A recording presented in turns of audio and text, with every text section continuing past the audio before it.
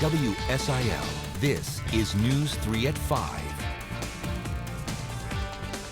Good evening. All eyes are on the mental well-being of children in the U.S. Health officials say mental health disorders are a growing issue among children. They say it's only compounded on itself since the pandemic. They say kids had to experience a lot of change at a young age, like remote learning and isolation. Issues with mental health can impact how kids feel and act. That could range from how they deal with stress to how they relate to others and even the choices they make. The CDC categorizes mental disorders as things like ADHD, anxiety, depression, or other behavioral disorders. They say 1 in 5 kids will experience one of these mental health issues, and that equates to millions of children every year. Illinois Governor J.B. Pritzker spoke today about mental health among the state's youngest residents. He says every year more than 2,200 children in Illinois require treatment for mental health issues, and sometimes finding help can be difficult. That's why he's renewing focus on the Children's Behavioral Health Transformation Initiative. The goal is to streamline treatment through the entire state. That means making services more accessible and easier to get. He says 6 state agencies will work together to make that all happen. Long before COVID-19 turned our world upside down, our nation was facing a mental health crisis.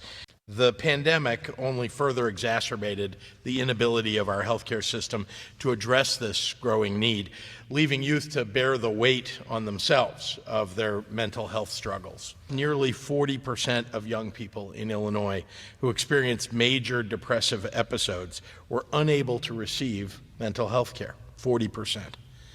As a governor, as a father, I refuse to let our youth fall through the cracks in this way. Governor Pritzker says nearly $23 million will go toward that plan. It's part of his most recent budget proposal. And Illinois lawmakers are also focused on mental health facilities in the state. Right now, there's some controversy about Choate Mental Health in Anna. There are multiple allegations of abuse and neglect, and some lawmakers want it shut down. Others say it needs an overhaul to help the 200 patients who are there right now.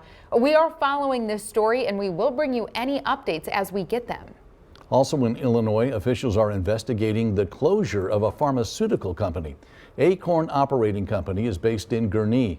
Hundreds of employees were laid off when the company suddenly shut down. The CEO made the announcement in a video Wednesday. State officials say the company did not file a 60-day notice for that closure. Company leaders claim they had notified the FDA prior to their announcement. And we have just learned about an officer-involved shooting in Callaway County over in Kentucky. Our team is watching for any updates on what happened. Here's what we do know. Police say it happened just before 1 this morning, and we know a man was taken to the hospital where he was pronounced dead. Police say no one else was hurt. They have not said what led to that shooting. So we will let you know as we get more. And you can be sure that you'll never miss an update on any of our developing stories. You can always keep track at WSILTV.com. And you can also get push notifications sent right to your phone with our News 3 mobile app. It is free for iPhones and for Androids. And now we're going to turn it over to meteorologist JC Brienne for a first check of our weather. JC, chillier today than it was yesterday. It was a lot cooler today. It's a stark reminder that we are still in February. It's still the middle of winter, so if you're getting out, you want to have those jackets and coats. Temperatures right now roughly between 5 and 20 degrees cooler than where we were at this time yesterday. Paducah almost 20 degrees cooler, Sykeston 16, and Carbondale down about 7 degrees. So if you're getting out this evening, it is going to be on the cooler side, but aside from that, we're fairly quiet right now. We do have mostly cloudy skies showing up on all of our sky cams tonight with temperatures holding on to the 40s. We've got Sparta at 40 degrees along with Mount Vernon and the Perryville Airport. Carbondale is coming in at 43. So not a bad evening. However, a slight chance for showers will work its way into the region late tonight and into early tomorrow morning.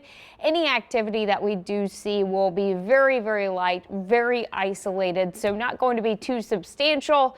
And then by the time we get into the weekend, already by tomorrow morning, we're waking up to temperatures in the 30s instead of the upper 20s. So warmer weather is coming coming our way. It will come with a couple of rain chances, though. I will break all of that down in just a few minutes.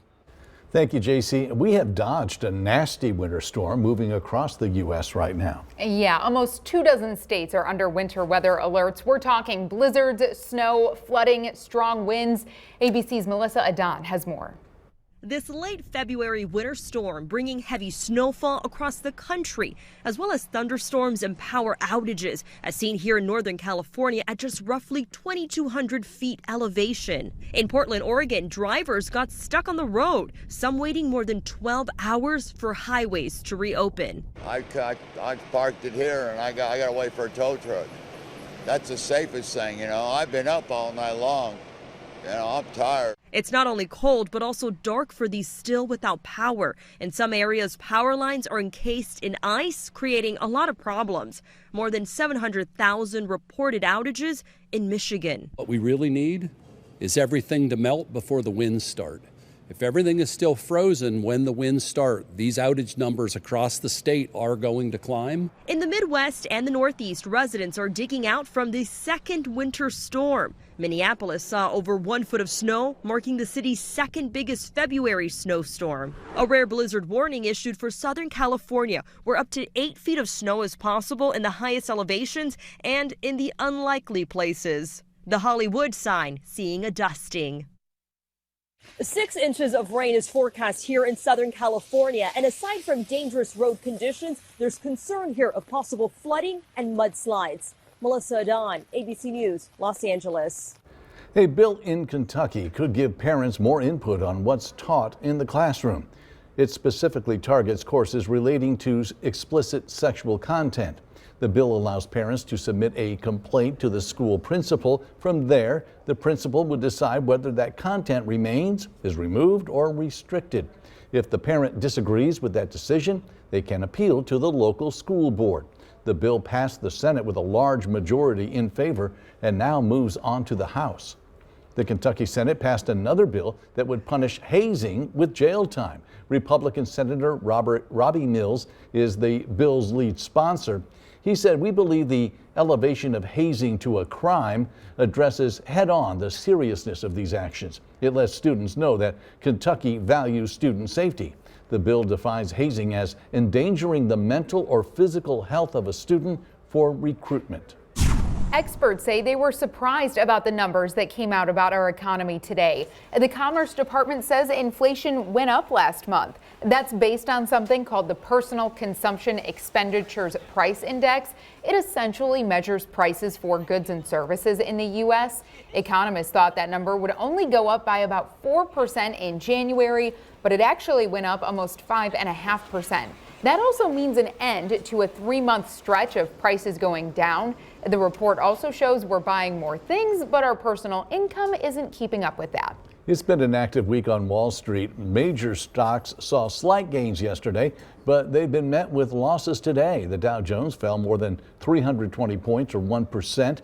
The S&P slid about 500 points and the Nasdaq saw the biggest losses at about 1.9%.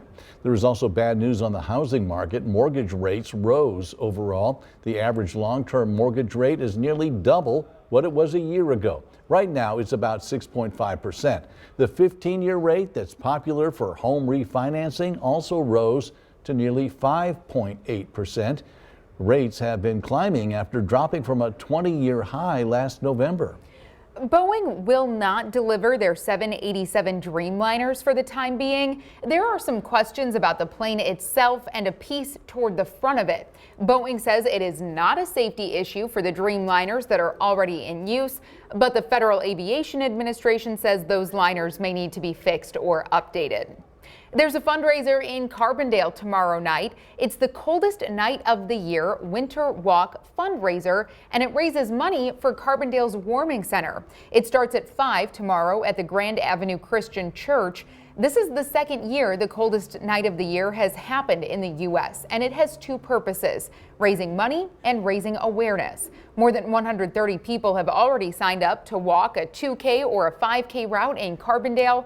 Organizers say these kinds of events go a long way to bring these issues to light.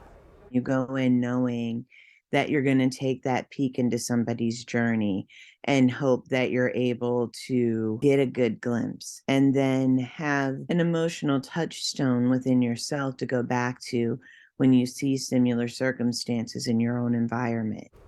It's not too late to sign up and participate. All you have to do is show up at the Grand Avenue Christian Church tomorrow and register by 4.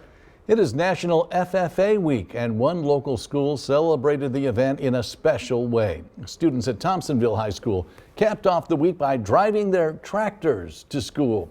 Take a look. Students were provided a police escort as they paraded their tractors onto the school grounds. Cade Shelby is a senior at Thompsonville High School and is a 4-year member of the FFA. He says the group has a positive impact on students and the community. It's definitely a big benefit towards students. I believe that it's good for everybody. You know, it teaches you about livestock, teaches you about farming, you know, just how to overall be a better person. But also at the same time, it's a really fun extracurricular activity that we can do, and I think that everybody should be an FFA. This is the second year for the Drive Your Tractor to School event.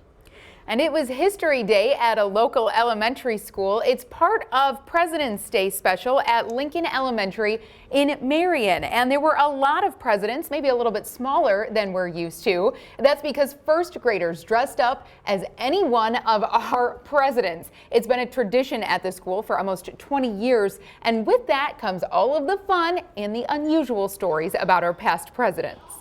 They absolutely love this. This is a program that means something to them, so they want to perform for their families. So we are very thankful for all of the families that helped put that time in at home for practice as well. A lot of work goes into that celebration. Students spend about 3 weeks rehearsing their lines and practicing their songs. The weekend kicked off with a pretty nice day. You're looking live at conditions in Mount Vernon. But it sounds like we could see maybe a small chance for rain. Your Storm Track 3 forecast with meteorologist JC Brian is coming up next.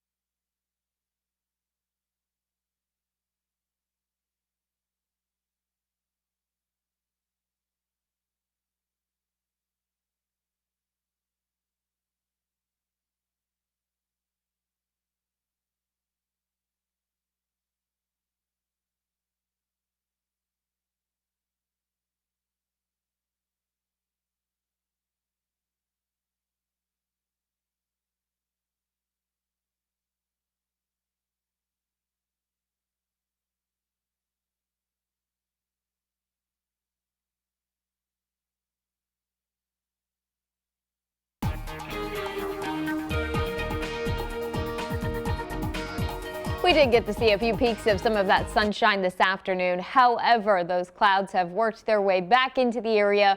Mostly cloudy skies showing up on all of our sky cams tonight. A nice view of our camera in Carbondale. You can see the clouds, and temperatures are chilly as well. 43 degrees right now in Carbondale. So again, if you're getting out tonight, it's a bit of a shock to the system when it comes to the temperatures. A reminder that we are still in February. That cold front did work its way through. It's now stalled off to our south. That's why we still got the really warm temperatures off to the south, but much cooler air, of course, settling in across the Midwest. Minneapolis back at 11 degrees, St. Louis at 39. Here at home, many of us are in the 40s right now. So we've got Mount Vernon at 40 degrees, along with Sparta, Marion at 43, Sykeston coming in at 46, along with Kennett and Union City. So not too bad out there this evening. We are going to see some minor changes tonight. We are tracking a few isolated showers making their way through the region late tonight and into early tomorrow. And then we're going to continue to see some small rain chances on the board even as we get into the weekend, and then more substantial rain and a few rumbles of thunder return by the time we get into Monday. So moral of the story is enjoy some of that dry time while it's around. A wide look of the radar. Again, all of the rain has been stalled across Tennessee and just off to the south of our viewing area. Still seeing some snow a little bit further off to our north and west, but we're right in the middle right now. So just dealing with some of those clouds and not that active weather. However, we are going to be tracking multiple disturbances this weekend, bringing a small chance for light showers. I keep saying light because I don't want you to think it's going to be a washout. I don't think you need to cancel plans. However, you could see a few raindrops. That first round starts to work its way in late tonight and through very early on Saturday morning. I think this clears out very quickly. By about 7 or 8 o'clock, we should start to see those showers pushing off to the south. So seeing those clearing out and just leaving us with some clouds through the rest of the day on Saturday. Most of the day is a dry day. Our next round will start to make its way in very late Saturday night and then into very early Sunday morning. So scattered showers again across the area throughout the day on Sunday. But another day that I don't think is a washout. There should still be plenty of dry time, and temperatures are actually going to be warming up quite a bit. By the time we get to tomorrow, high temperatures will be closer to average. We are going to be climbing up to about 52 degrees for the high temperature. By Sunday, those winds shift out of the south and we'll be climbing back up close to 60 degrees. So not too bad as far as those temperatures go. But if you want to track that rain, of course, Storm Track 3 app is always great to have on your smartphone. The widespread rain will work its way back in late Sunday night and into Monday. So that's when we see the best chance for rain coming in. And again, with a few rumbles of thunder, we get a break in some of the activity Tuesday. And then more isolated rain chances will return by the time we get to the middle of next week. So still looking at a very spring-like forecast. I mean, we're close to 60 by Sunday. By Monday, ahead of that next system, we're closing in on the upper 60s and 70 degrees again. Tuesday is probably the pick day of the week next week with some sunshine. Yeah, I think most people would vote for Tuesday on that. I know. I think so too. Wow, looks great. Thank you, JC.